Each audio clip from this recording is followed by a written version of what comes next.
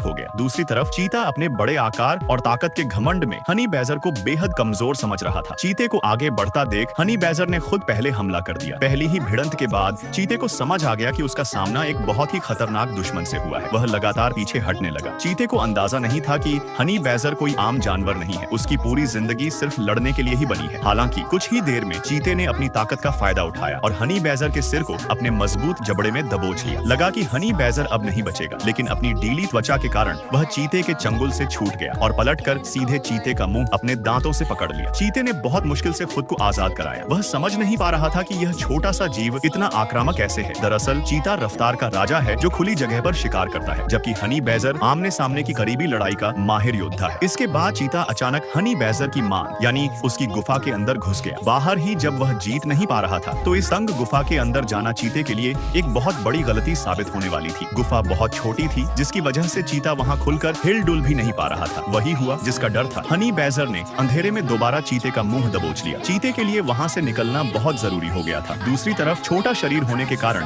Honey badger अपनी गुफा में पूरी ताकत से लड़ रहा था और वह वहां के चपे चपे से वाकिफ था। चीते ने किसी तरह अपना मुंह छुड़ाया, लेकिन भागते समय हनी बैजर ने इस बार उसका पिछला पैर पकड़ लिया। चीता खुशनसीब था कि वह किसी तरह घिसटते हुए गुफा से बाहर आ गया। हनी बैजर की शारीरिक बनावट ही ऐसी होती है कि उसकी गर्दन की खाल 6 मिलीमीटर मोटी होती है, जो कवच का काम करती है। सबसे खास बात यह है कि वह अपनी डीली खाल के अंदर ही एक 180 डिग्री तक घूमकर दुश्मन पर पलटवार कर सकता है। उसके जबड़े की ताकत और नुकीले नाखून चीते जैसे बड़े जानवर को भी गंभीर रूप से घायल कर सकते हैं। साथ ही उसका स्टेमिना कभी खत्म नहीं होता। गुफा से बाहर आते ही चीते ने मौका पाकर अचानक फिर से मांद में छलांग लगाई और फुर्ती से हनी बैजर के बच्चे को मुंह में दबाकर भागने लगा। अपने बच्चे को खतरे में देख हनी बैजर गुस्से से भर गया। वैसे तो चीते की रफ्तार बहुत तेज होती है, लेकिन लगातार लड़ाई की वजह से वह बुरी तरह थक चुका था और तेज नहीं भाग पा रहा था। हनी बैजर ने दौड़कर जल्दी ही चीते का रास्ता रोक लिया। अब और कोई चारा न देख चीते ने बच्चे को सुरक्षित जमीन पर छोड़ दिया और खुद वहां से जान बचाकर भाग निकला। आखिरकार इस मुकाबले में हनी बैजर की जीत हुई।